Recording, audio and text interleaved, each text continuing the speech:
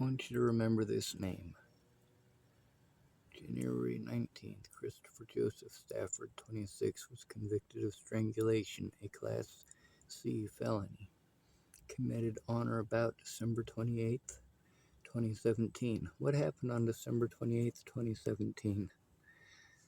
Yeah, he was literally strangling somebody at the same time Natalie Bollinger was shot in the head. There's more criminal convictions. This one is from March of 2019 when he was breaking probation. This is the one I want you to really look at, though. April 4th, 2025. Sorry, I'm accidentally hitting keys with the wire thing I used to hold my camera up. It says April 4th, 2025. On March 3rd, Christopher Joseph Stafford, 33, pled no contest to one count of felon in possession of a firearm, a Class C felony. Now, I want to show you something else. This was one of my attempts to turn in the situation with the illegal firearm. And you can see it is called The Travelers, Chris Stafford, Amanda's Mom's Gun, 38 caliber. 15 views, streamed live on September 1st, 2023. So that's well over a year before Chris Stafford actually got in trouble for that, isn't it? Now, why is it that I was trying to turn it in on YouTube instead of in real life? Well, I was trying to turn it in real life. I also know Amanda's last name, and I have her phone number, and I know her mother. And I also have a recording of Chris Stafford attempting to purchase an illegal firearm, as well as many videos of him being threatening towards me and saying some very racist things. One thing that I've been doing since the very start is trying to post up evidence wherever I can, in as many places I can. If people destroy some of it, there's still more. And one of the things on this channel is that I kept on posting up stuff from Amanda, stuff that she was saying to me, letting me know about. And of course, Chris Stafford, Amanda's Guns, My Safety, Tillamook, Oregon, Bad Cops. So obviously I turned him in a long time before they ever did anything. I want to remind you of which Chris Stafford this is. Now watch. I talk to my camera only until he gets violent. Apparently there's someone yelling in my car about hiring someone to beat them up. Oh, it's Chris Stafford trying to pretend I hired someone to beat him up. 909 PCT. You fucking little girl stalking piece of shit, motherfucker. Yeah, report me. I told you. The cops are gonna fucking laugh at you, you're a piece of shit. Yep, that literally just happened. That's Chris Stafford. He's assaulted me and threatened my life on multiple occasions. Yep, I told you. Who fucking hired somebody to fucking try to beat my ass? Ain't nobody trying to hire no... Stop! Stop! Get away from me! Get away from me! Get away from me! Get away from me! No, you can't! Get away from me! Get away from me! Get away from me! Get away from me! Get away from me! Get away from me! Jomo!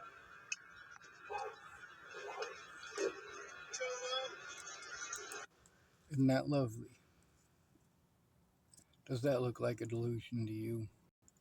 Hopefully I have this all the way up so you can hear Chris Stafford.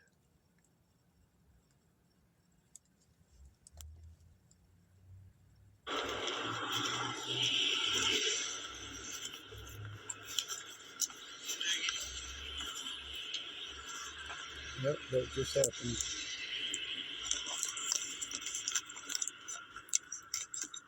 God damn it.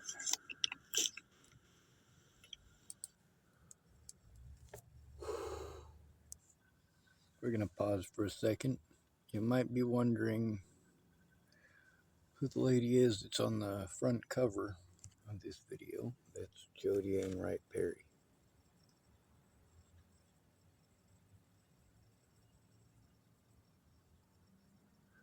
Over and over and over again. Now, I was informed that these people were doing this,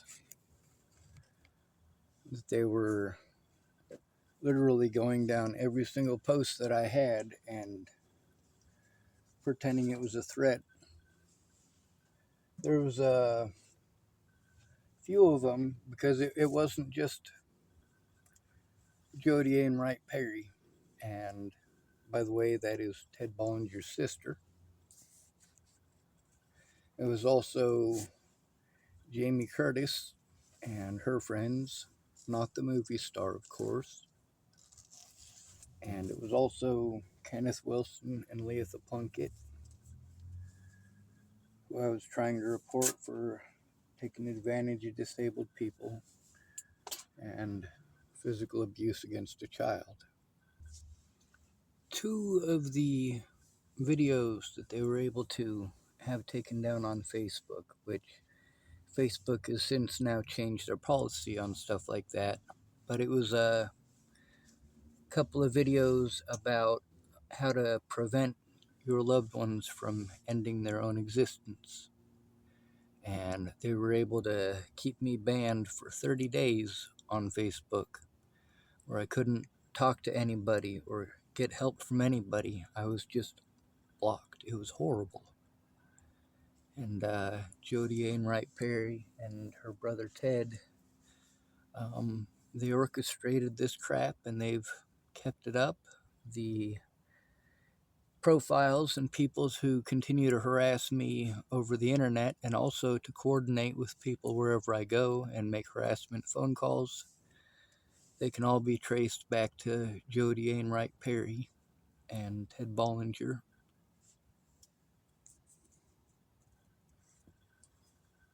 You might have noticed the difference between myself and these people is that I'm not trying to prevent you from seeing what they're saying.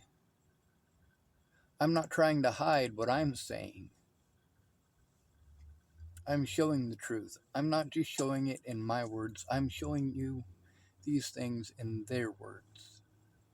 While they tell you not to look and not to listen, I ask you to look. I ask you to listen. Not just to me, but to them. When you've seen my evidence and then you see what they claim, you realize that they are not the same. There's also a lady who made a fake account using somebody else's pictures, pretended that she was autistic and wasn't able to speak, and it turned out that it was a fake profile. The person who she was pretending to be wasn't the same person. The lady who got a hold of me to pretend that she was Missy's sister obviously wasn't, and she admitted that as well. This one is from Rochelle Shelley Campbell.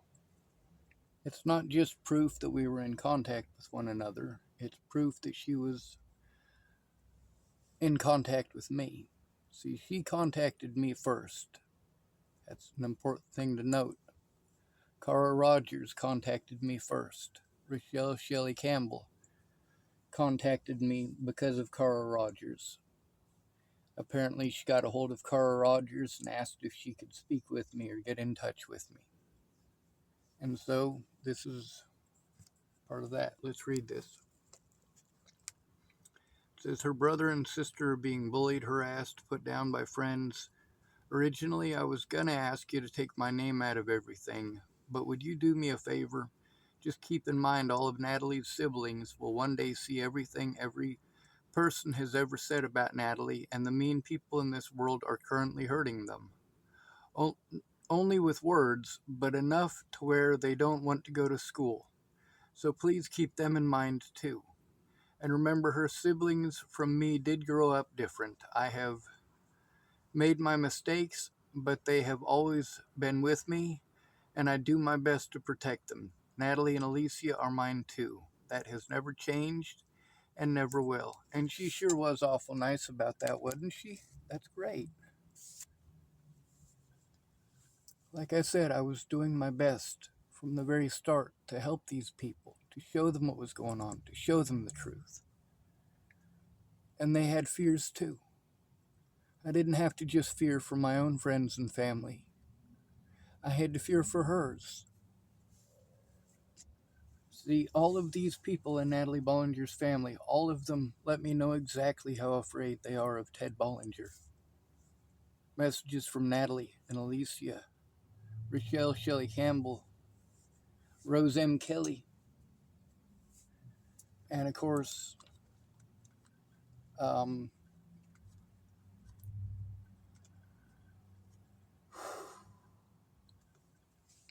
just a lot. This is from Danica Lachelle Garner. It says, Sean, I am Natalie's stepmom. So see, two different stepmoms. Sean, I am Natalie's stepmom. I believe much of what you say is true.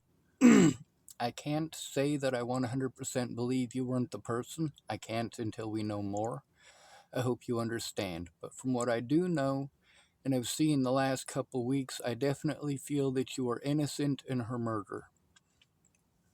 I'm sorry the news has painted things ugly. Please do not give up.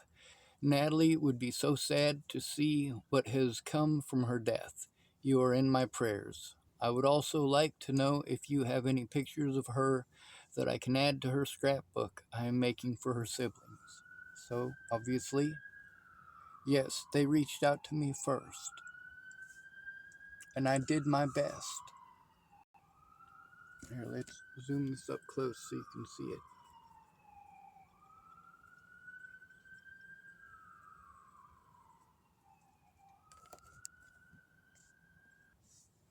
I almost forgot that I can zoom on this. This is from the Autism Society of Nebraska. Now, this lady was supposed to send this a lot sooner than she did. See, she didn't send it until December 18th of 2020. By this point, I'd been abused in Chapel, Nebraska already quite a bit. The issue with this is that Megan Missigatis, who's supposedly the president of the Nebraska Autism Society,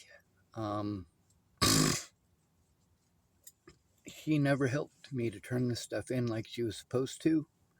And this letter, she didn't write this until I literally had to break the law to try to get a day in court, because obviously giving Scott DeCosta the protection orders meant for him and others didn't result in them going anywhere. Let's read this. It says, I'm glad I learned that I can zoom this in. We'll zoom it in just a tiny bit further so everyone can read it. All right. December 18th, 2020. Hello, Sean Schwartz has asked me to document and share this information with you. My name is Meg. I am a volunteer on the State Board of the Autism Society of Nebraska. ASN. ASN is a statewide 501c3 nonprofit run by volunteers. ASN provides community support, activities, and information. We are funded by private sector fundraising events and grants. ASN is not government funded. ASN provides no direct services for money.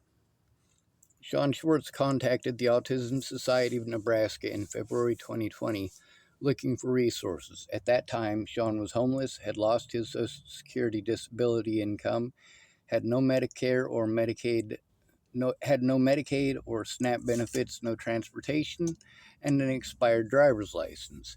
He explained his situation to me in detail. including his being a person of interest in the Natalie Bollinger murder case. He also stated he was a victim of harassment and assault both before and after that accusation. He expressly stated that he needed help in person and why. Sean explained that he needed help with his living issues and stated he also needed assistance in person to go over, organize, and submit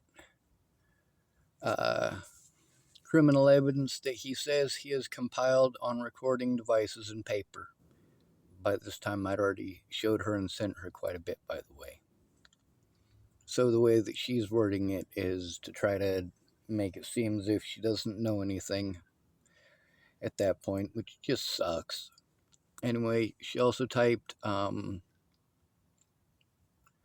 he says he has compiled on recording devices and paper. He explained that he did not feel safe in doing so alone and wanted assistance. Sean specifically asked for an advocate and or caseworker who could help him in person and accompany him with all legal matters, including financial situations, court, and police filings. Sean has shared his executive functioning issues that impact his ability to organize and manage detailed tasks. Actually, the fact is, this is a truly monumentous task. There's a lot.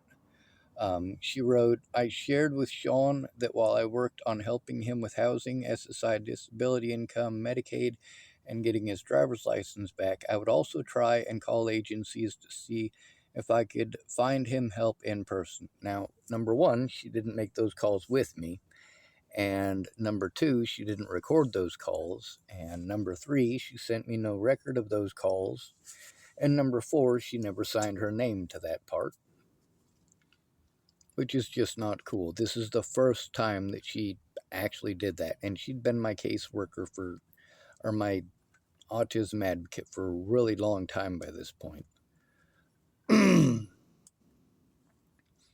It also says, I also shared with him that I was not able to travel to chapel. I contacted numerous agencies and made dozens of calls to try and get help for Sean. But where's the proof now? That's what I'm asking for. Where's the proof?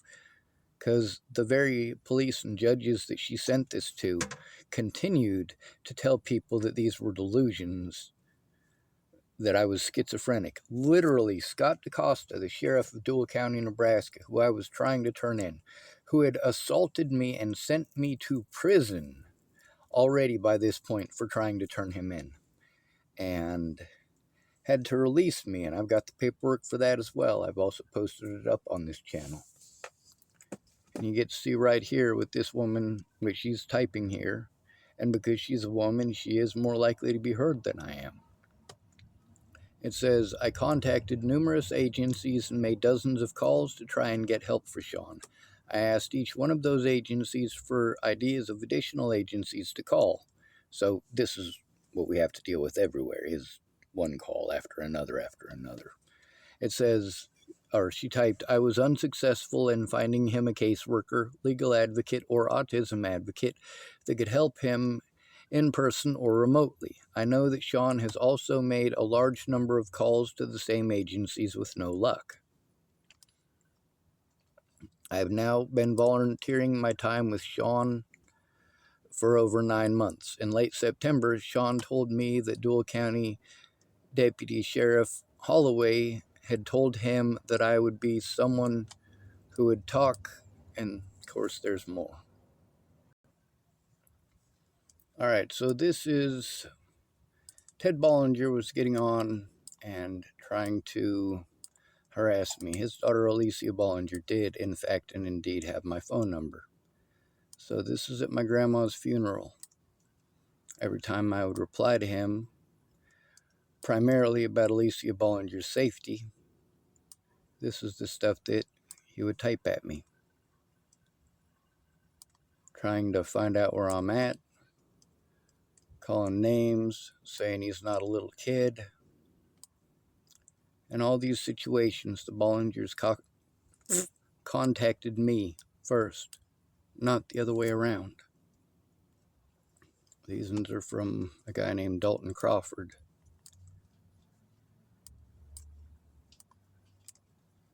So this guy started getting a hold of me. Apparently we had 2 mutual friends, Victoria Marie Marin and Chelsea Brown. Chelsea Brown was the Chelsea who was supposed to accompany the day that I was going to see Natalie Bollinger and, as Natalie put it, quote unquote, stop all the crazy. And you get to see here, there's actually a lot of these from him,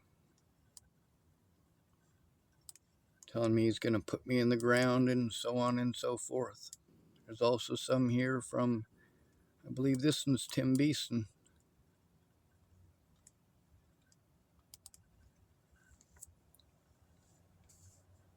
Yep.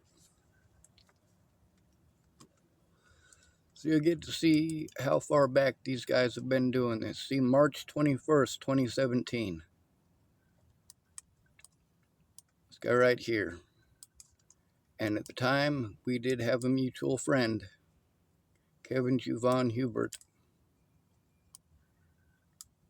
I typed, "You have my attention. You may not be glad you do. Careful who you pester with your crybaby chomo shit. I know the story. I know your face. I know what you do. It stops before I handle it." Now, this is all stuff that, what do they call that? I'm trying to remember the word for it that they tried using in court. Indirect threat. An indirect threat. He also typed, "I promise you rather deal with police and prison than me." I'd already tried going to the fucking police about this shit. They didn't care. It says, "So let's just leave that as the fact. I've read every message start to finish." Well, that's good. Later on, he actually told me that he saved every message. And that's good too, because so did I. And of course, he wanted to, I don't know if this is a homosexual joke here or if it's a stab at my mental health, but he typed, "You're a fucking fruit and you have some straight up obsession issues.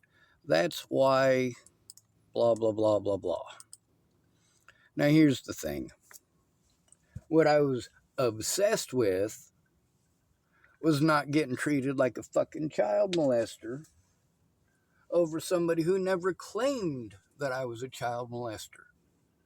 Natalie Bollinger never claimed that shit, ever. Neither did Alicia. But at the same time, they're not telling people that I didn't. Now are they? You got to see in the last video, which I will post a link to in the comment section of this video, people like Andrew Wolnez literally using Natalie Bollinger's first and last name as his excuse for the horrible shit that he's done to me.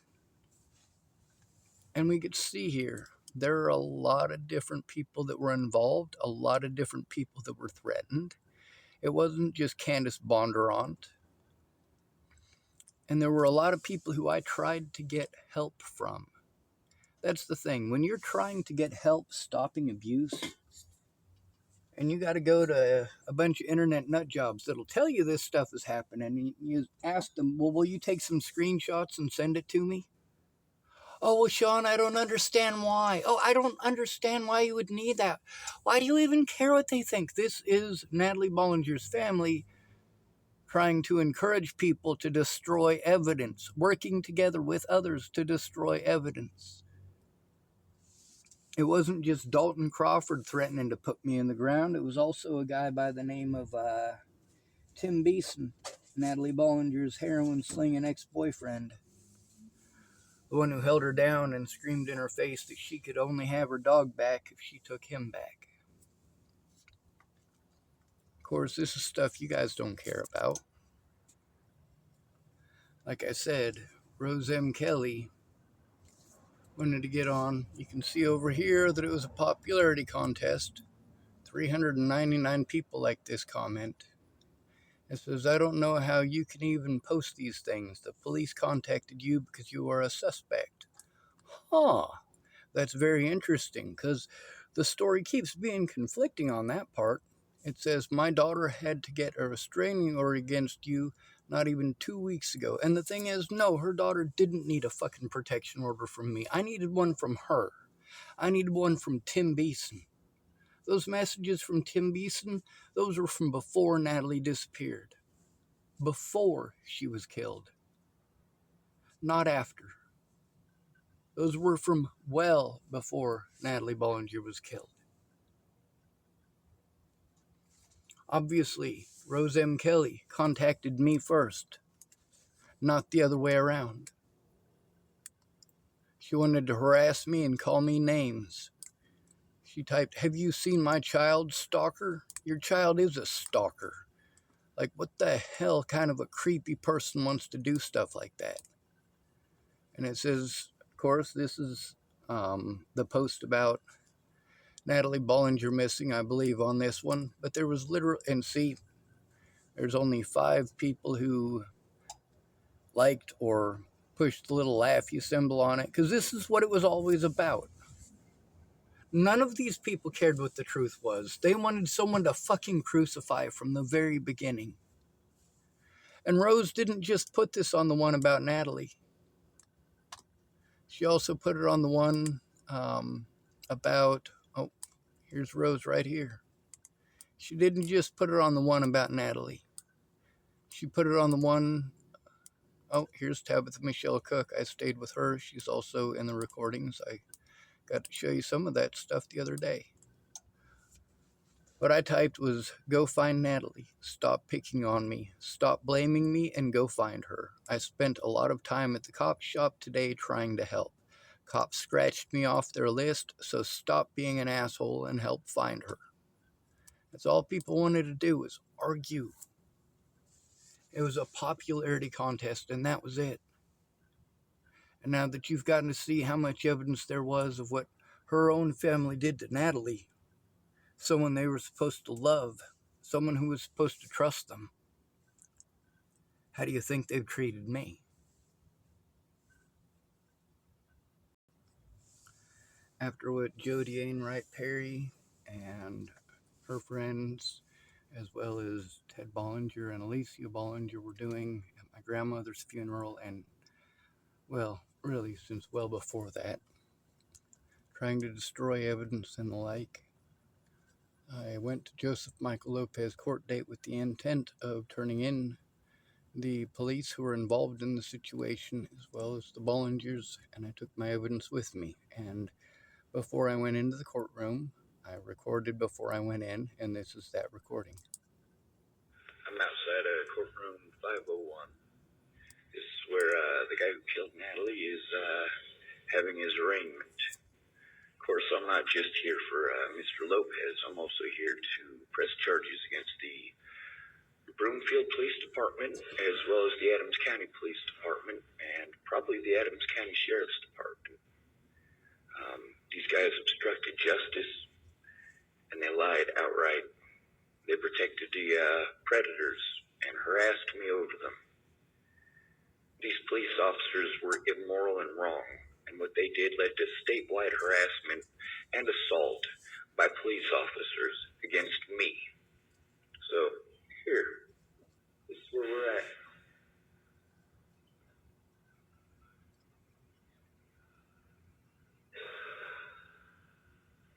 Yep.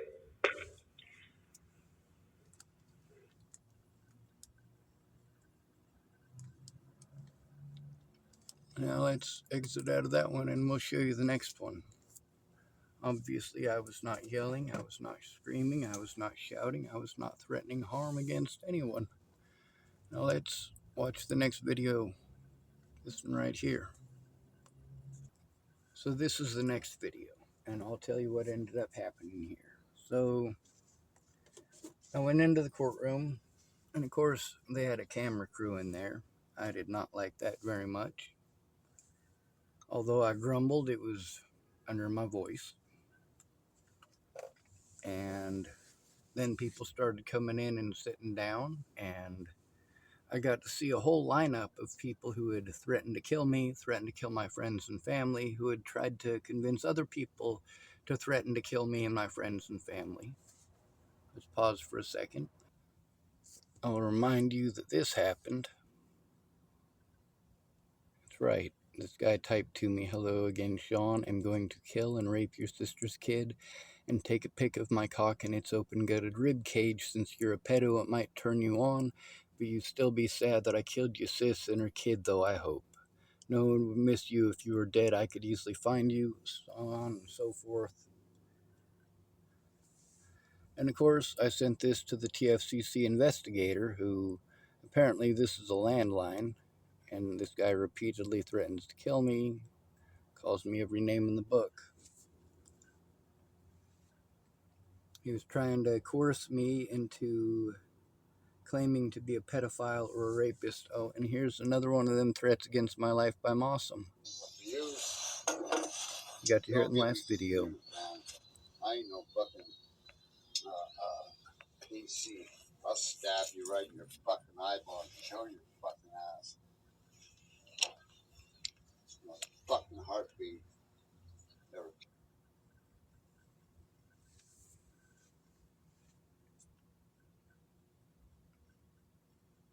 There's a lot more. So let's press play. Now, I do want to remind you of one more again. This one right here. My sister sent me a message that says I was followed by some cops and then had some guy threaten me that if I don't walk away now, me and Destiny are going to get hurt or even killed.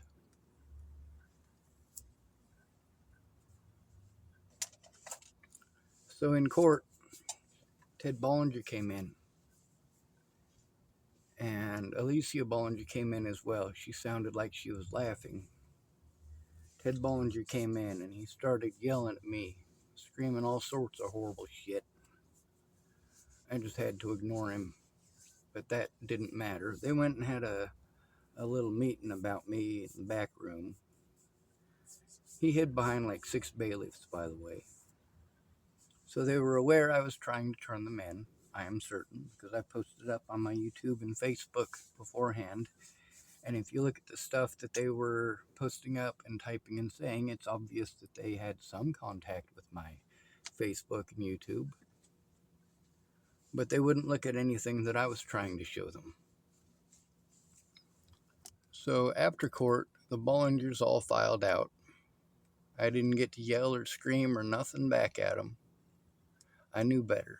But I also, again, had to go by myself. And what ended up happening with that? Well, after court, the Bollingers all filed out, and I let them because I had more on my agenda. I needed to turn in the crimes that were committed by these people. And you heard me speaking calmly before going into the courtroom, and this is after court. The officers would not allow me to go turn them in. They knew what I was attempting to do, and, well, they escorted me out of the building. It obviously wasn't for the Bollingers' safety, or they'd escorted me to my vehicle. No, they just wanted me out of the building so I couldn't turn anyone in. This is the elevator. Well, court was fine. Turns out, there still is not a police officer in the state of Colorado willing to take my report. Matter of fact, I was slandered in the courtroom. And the man who was slandering me, hell, he didn't even seem to notice that Mr. Lopez was in the courtroom.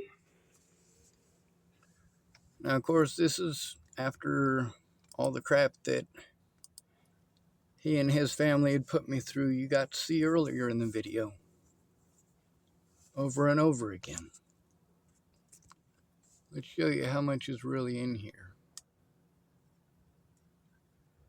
There is a lot.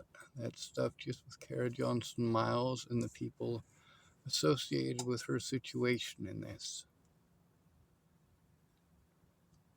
The messages between her and I, where she pretends to be an autism advocate. She was actually posting up in Natalie Bollinger groups. If she's an autism advocate, what was she doing in Natalie Bollinger groups? And of course, here's another one with Dalton Crawford. It might be a bit too big. But this is the stuff that guy wanted to send me. With all the shit that's happened with that girl, you don't want that problem, especially you talking down on her sister and the people that were there for her. Well, actually, they weren't there for her. I was. It also says, dude, you're a 50-year-old psychopath that slept behind your job. Well, I didn't sleep behind her job. I slept behind her sister's job at her sister's insistence, and I was 36 at the time. Sorry, I was 35. I turned 36 while I was there. He also typed, you don't know her. Well, you got to see messages between her and I that show we were actually good friends. It says, you think because she tried to be nice to you, you think that gives you a right to even speak on the girl's name. Oh, so because somebody tried to be nice to me, I'm not allowed to say their name? This makes no sense to me. These people want me to not be allowed to tell the truth. Why is that? What did these people want? He also typed, I'm the wrong one, bitch. Now, of course, if I say this stuff back, then I'm a horrible person, aren't I? If I curse back, I'm a horrible person. That's the way you play it. That's the way you portray it. You poke me with a stick until I scream out for help. And then you go, see, he's dangerous. Now here he also typed, don't try to play games that won't end well for you. Well, that sounds like, oh, a veiled threat. That's what it is. Seems to me there's a lot of veiled threats here. Now we've also got some very direct threats. What's the difference between a veiled threat and a direct threat? It says, you were lucky they won't tell me where you were when I was in Colorado because I would have done some real stupid shit over you. Come to Virginia again, I dare you, pussy. Oh, by the way, I went back to Virginia to turn his dumb ass in. You goddamn right I did. Here's some more from these folks. This person calling herself Summer Yost typed, the ones I reported for harassment towards Sarah FB said was fine SMH. Just a heads up, we're not supposed to talk about SS anymore. Now, SS stands for Sean Schwartz, obviously, my initials. But they try to pretend, if you ask them, that it means screenshots. Carl Rogers pulled that one. Now, obviously, I definitely post a lot of evidence. They sure as shit don't like it, do they? Whatever it takes to destroy it. Obviously, these people were interested in doing everything they could to prevent me from having any money to even live on. I'm a disabled person, and all of this abuse was cutting me off from any help. I had to rely on others, and those other people definitely took advantage of me. And these are the people who were working with the bollingers, by the way. This one has a person calling herself Dawn Nix. She was involved in this crap too. Threatening against my life. And of course, that Missy lady who turned out to be a fake profile. And of course, it was a big old drama about, oh, poor Missy, poor Missy, poor Missy. You know, that was some pretty nutty shit that she was pulling. Well, here's a real fun one. She's typed, yeah, when we found out that Missy wasn't real, I tried to contact Layla to find out if she knew about it, and she said she didn't know anything. So it was Layla's mom, Lori, who actually did it all. So, yeah, you know, with everything that was going on, this is the stuff that I had to deal with.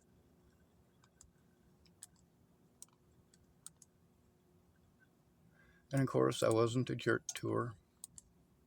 She typed, yeah, I do too. I just don't like fake people who can't be themselves and behind a persona they wish to be. Like, why would she want to pretend to be autistic and spend as much time wasting my time as she did? It was horrible. This lady called herself Missy Johnson to begin with.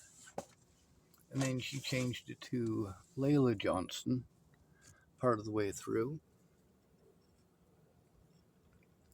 And her in specific, and Sarah Miller, and Dan Faber, All three turned out to be fake accounts. See, Sarah Miller pretended that she was going to help me and then gave me her phone number. And then when I called her, it wasn't her. It was a man, and he was very mean out of nowhere for no reason. So I hung up and I spoke up about it. And then they wanted to pretend I was stalking Sarah Miller. Ooh. And then there was Layla Johnson, who you just got to see. She got busted being a fake account. And then there's Dan Fabert, who, according to Dan, he was just going to be the money man, and Layla Johnson was going to do the speaking up with me. How the fuck is that going to work? When she pretended that she couldn't speak for like the majority of that period of time. Now, this one right here is obviously with one of Natalie's stepmothers. I typed to her, ask Alicia who I am in person. You will never know me by text or Facebook. Alicia was my friend once too. She typed, I can't imagine the heartbreak you have experienced. Will you be in Colorado in a month? Yeah, she was trying to meet up with me, and there's multiple messages about that too. Here she was supposed to be trying to hook me up with a woman named Erica. Erica is also the name of one of the detectives that I spoke with. I was hoping it was either the same woman or the autism advocate. She typed, I hope she contacts you tonight. She has your phone number so she can reach you. Your friend's message will be there in 24 hours, so take a deep breath. See, they were claiming they were wanting to help me, but they just didn't. They just didn't. Well, Ted's side of the family just kept on doing the most horrible things imaginable. See? She typed to me, that's why we found someone that is, and I typed, I cannot process without a safe place. Without it, I can't even help myself, obviously. She typed, that's why we found someone that has handled this exact type of thing before. She is attempting to find you a safe place to go that will not leave you feeling like a danger to them. Well, I wasn't a danger to them. The way that she's typing this shit is just completely bass-ackwards. It also says, but she needs you to be safe by not using your voice until the right time. So, of course, they want me to not say anything. Well, I'm sorry, lady, but people were threatening to kill my friends and family, and they were assaulting me everywhere that I was going. Candace herself was followed by the police, and they came and harassed her 3 times in one day, and her landlord was going to kick her out. Okay? The cop harassed her at work, harassed her taking her kids to school, but never once came to talk to me, which is the person he should have talked to. And this one too, with Rochelle Shelley Campbell. Obviously, these messages are very real. This person very much was messaging with me.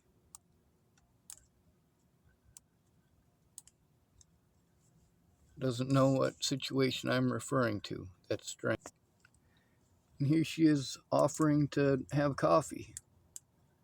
And of course, I got a messenger. I am still cut off from using Facebook.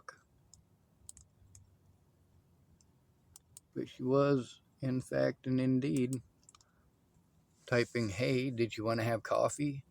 I have a few things I need to talk to you about. This is me trying to respect you and not be like everyone else. Except she didn't follow through.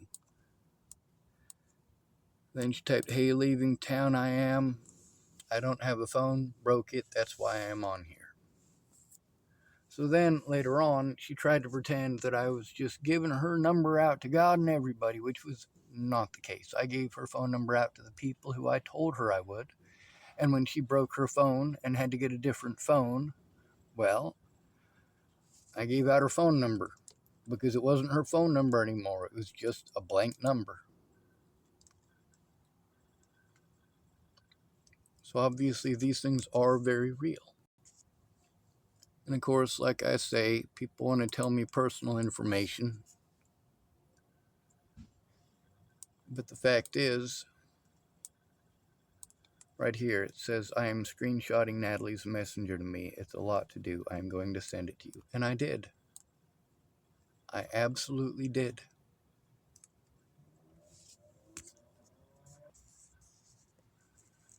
This is with Kara Johnson Miles. And, of course, I was letting her know that I was in contact because Kara Johnson Miles was supposed to be the autism advocate, supposedly. This is where it all went south. Like I said, that court date where I spoke up after court. Well, this woman here, she typed to me, this is after court. She typed, Shelly wanted me to check on you and make sure you were okay. She said today was a pretty rough day at court and she was worried about you. I typed, I would like to see her before I leave for Nebraska. Ted is a bitch. The cops refused to take or write a report again. I am in Longmont. I have to leave tonight for the safety of those in Colorado who would protect me. I am willing to drive to wherever I have to in order to see her. I will be railroaded, there is no doubt about that. This part is, oh, that's too big. Ma'am, the fact that I can prove what I say scares the shit out of him and the police. I typed, hello, Miss Johnson. This is at 1:05 p.m. Hello, Miss Johnson. I was sent some screenshots of you typing about my public videos. I do not believe you know Miss Shelley. She typed, who sent you the screenshots? And I promise you I do know Shelley. I am literally on the phone with her right now. So, what did I do? The smart thing. I verified she knew Shelley through Shelley. And here she types, I typed KK. I hope she verifies that. She said, and then Kara Johnson Miles typed, she said she would send you a message. Who sent you the screenshots and how old are they? I typed to her from today and a Natalie support page. I am glad it's not a Sean Schwartz hate page, but I wasn't given the name of it, so I couldn't tell you if I wanted to. She typed, who sent them, if you don't mind me asking. Now, of course, here, this is more banter between us. But later on, she gets very angry, and that's this one right here where it actually sets it off. This one, it just says Kara Johnson and they're public. Shay Watts, I believe he has video up now also. Kara Johnson typed in their public. Chris Alicia typed, yeah, he does. Kara Johnson typed, I just looked. Why can't they make him stop this? Chris Alicia typed, I wasn't even going to say it in here because then he succeeds in making it the Sean show. So, yeah, Kara Johnson Miles, who's supposedly this autism advocate, is getting into these Natalie Bollinger groups and doing this stuff. Well, it's kind of hard to trust her after that. So I messaged her. I asked Miss Shelley, that Kara Johnson lady, do you know her? She typed yes, so I unblocked you. I asked her how well. She saw those messages but has not responded, so I didn't invite you back to my Facebook. Ma'am, why can't I just speak to a fucking officer? I mean, fuck, this is too goddamn much. Here she's talking about, without breaking any trust, with her, I will do what I can to prove I'm a good person. And of course, she sends me this message from Shelley, and of course, these women are blustering each other with bullshit. And of course, here's one where obviously she's been busted already, and she's trying to claim that she's doing this stuff to honor Natalie, and she's done good deeds for her whole life, and all sorts of other stuff. But what it turned out is that what I needed was verification that what Shannon Alvarado had sent me was true. That she was posting this stuff in Natalie Bollinger groups after pretending to be an autism advocate, after her and what's her bucket got busted. So she just started typing all sorts of mean shit at me. It started off with some decently not horrible stuff, but it definitely advanced. Screw it. So, like I said, there's a whole bunch of this stuff. Like, way, way, way too much to go through. You get to see that some of them are nice, some of them are mean. There's also, of course, a lot of screenshots from different people who were threatened, harassed, assaulted, or otherwise victimized. And again, this is just one file. Now, here's one of those people who wanted to tell me that SS stood for screenshots. This is Cara Rogers, aka Cara Mia. Now, the picture there is not Cara Mia. That woman's name is Amanda. Now, it says here, Cara typed, "I don't want to say that anymore because Ted is free. My address was released. He may have it and hire someone near me to make it look like I committed suicide via Craigslist hitman." Well, that's quite a theory. I got to hear all sorts of crazy theories. She also typed SS is screenshots. No, it stood for Sean Schwartz. She typed, "My kids only have me." Now, how many of these people, they're kids, they're kids, they're kids? Carl Rogers, Danica, Shelly, my little sister. How many of these people wanted to use their kids? Their kids, their kids, their kids. And she typed to me, "My kids have only me, but like I said, I told Peterson who I am. What Dominic had us looking into everything." Well, good. I hope that's true. And of course, this guy right here is from Great Britain. Not so great. Calls himself Barry. Wrote, "Missing person posters. I'd personally be out within seconds of discovering something like this. Regardless, though, this is still pretty big news, whether blah, blah, blah, blah, blah. Some YouTube thing." He typed at me at 2:11 in the morning. I now know 100% you murdered Natalie, and guess what, you sick, ugly fuck? You were seen with her on that day holding her Paula Stone. I don't know what a Paula Stone is. A witness. Oh, a witness. Huh. Very interesting. "Seen you, and she's toe scared to go. Cops, but I will FKN make sure she does, you weird pedophile freak, ugly, baldy bastard." And then he called me, and then he called me, and then he called me, and then he called me, and then he called me. Now, this one right here. There's a woman who called herself Desiree Airborne. She also goes by Desiree Leonard and several other names. And this is the message to Natalie's mom, Rose M. Kelly. It says, "One mutual friend, Desiree Airborne, went to Boulder High School. It says, you added Rose on December 9th, 2017. Well, I didn't add her. I sent a message that says, 'Hi, I don't know if you are Natalie and Alicia's mom, but if you are, I'm the autistic homeless guy who was honking like an idiot last year in front of your house. I'm sorry it was taken how it was by all of us. I would like for you to call me. I have no intention of harming anyone, ever. My number is,'" and I gave my number, which no longer functions. It says, "If you aren't their mom, please get my number to their mom. If you are their mom, people have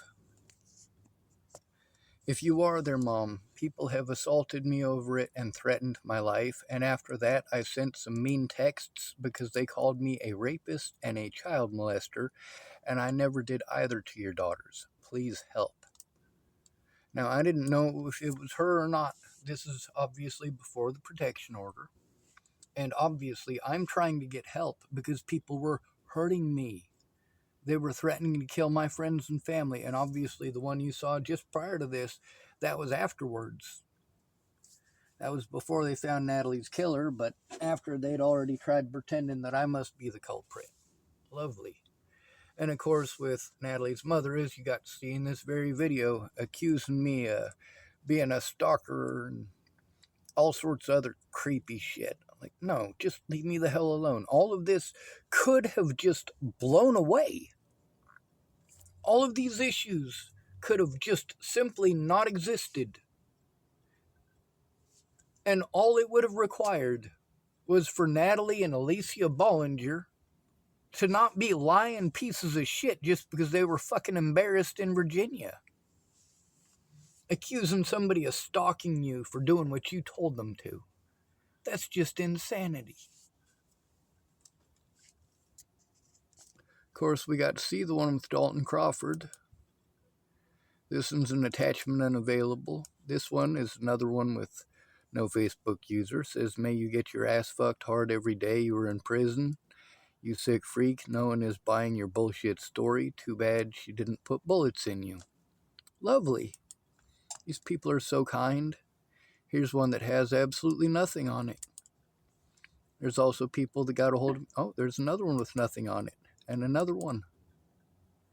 There's some more with Barry. Ugly Bald Bastard, he wrote. And he also wrote You're Dead Punk and Die You Cunt. Now, of course, these aren't considered threats towards me, are they? But if I'd have said any of those things to or about Natalie Bollinger, you damn right it would have been construed as me literally threatening to kill somebody. Now, wouldn't they? This is Joanna Taylor Smith, and this is the hammer that I made for her. She was supposed to help me out with the Natalie Bollinger situation and help me to put a stop to the abuse, and she just didn't. She didn't keep her word. Before Natalie was killed, Joanna Taylor Smith had been in contact with me since August. And still, you get to see that although I was doing everything Joanna Taylor Smith was asking me to do, I even made her a hammer. I literally blacksmithed her a hammer. And even that wasn't enough. There's the hammers while I was still working on them. That was while it was roughed out. That's what they look like to begin with, and that's inside of the kiln. Here's one with another friend of mine. It says, I found Shady Dan dead this morning. Spent the whole day at the cop shop. That was on June 14th of 2014.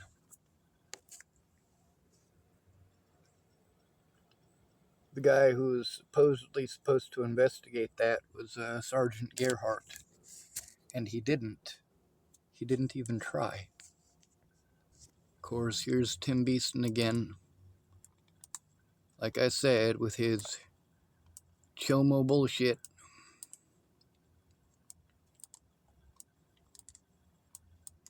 And these people think it's okay. The fact is, Natalie Bollinger was not afraid of me harming her. She was not afraid of being assaulted by me. She was not afraid of being raped by me or stalked by me. She knew that I was asking for help, trying to get people like Tim Beeson to leave me alone. The same thing with, of course, Rose M. Kelly. Did it seem like that message was me threatening to hurt or kill anybody in their family whatsoever? Absolutely not. Now, if it wasn't for people like Tim Beeson who just wouldn't leave me alone, things would have turned out a lot different. And you get to see here, this is a whole bunch of stuff with Tim Beeson. Being an adjutant, being a bully.